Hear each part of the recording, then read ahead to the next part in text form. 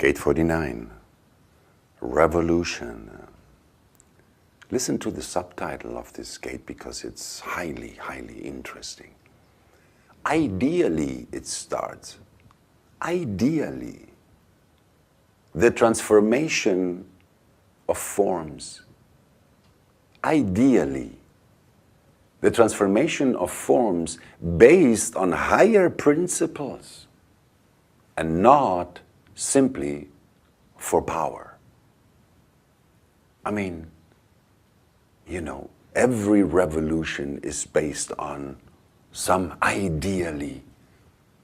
Every revolution is made so some forms can be transformed, and because of the function of gate 49 in the circuitry, you can see that the transformation of forms is basically the transformation of the communities, the transformation of the, not just of the society. Gate 49 is pointing towards the root of it.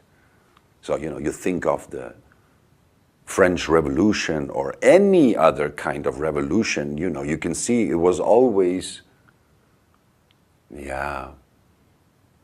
a process that was apparently led by ideals, initiated by ideals, but executed by the blind power of the emotional wave being expressed through the mob, being expressed in the most undifferentiated way. You know, I mean, revolution, it reminds, you know, if you think that its harmonic gate is gate 19 and that this is a gate of mammals, you know, the approach.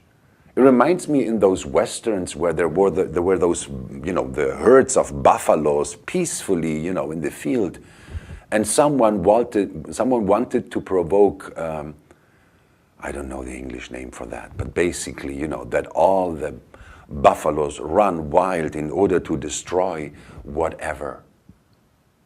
You know, revolution. You know, this power to liberate the forces of nature, because we're talking about a gate that is part of a mystical channel. The most unrefined part of our mysticism and mystical process.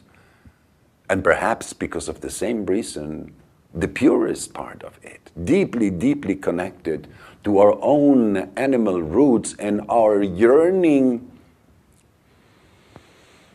to rise above it, to rise above it, to rise above its limitations, while at the same time recognizing the same spiritual sources. I mean, this is how it all started. We're talking here about something that in its purity, you know, has nothing to do with religions, and yet it's where all religions that exist, you know, have ever emerged. Gate 49, another keynote for Gate 49 is that it's a gate of rejection, you know, a gate of divorce. Now, it's quite something, this theme of rejection. There isn't a single human being who does not have to deal with that at some point in their lives. Only manifestors have to deal with that on a continued and consistent base, you know. But everybody has to deal with that. Everybody rejects and everybody gets rejected. And it hurts. And most people don't know how to deal with that. I mean, it's one of the basic mechanisms that empowers the not-self strategy of the open centers. Avoid confrontation and truth. Don't create a situation where you have to reject or be rejected.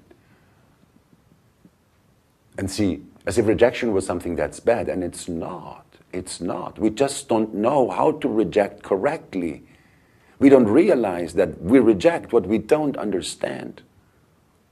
Because the polarity of gate 49 is gate 4. You know, we reject in patterns. We are rejected in patterns. And as long as we don't recognize those patterns and see what they carry, you know, we will not integrate that theme of rejections. We will not find the necessary explanations that allow us to live in peace with things that You know, they may not be to our like, but they are not a personal problem at all. It's all a matter of how you see them and what is your understanding about what you see.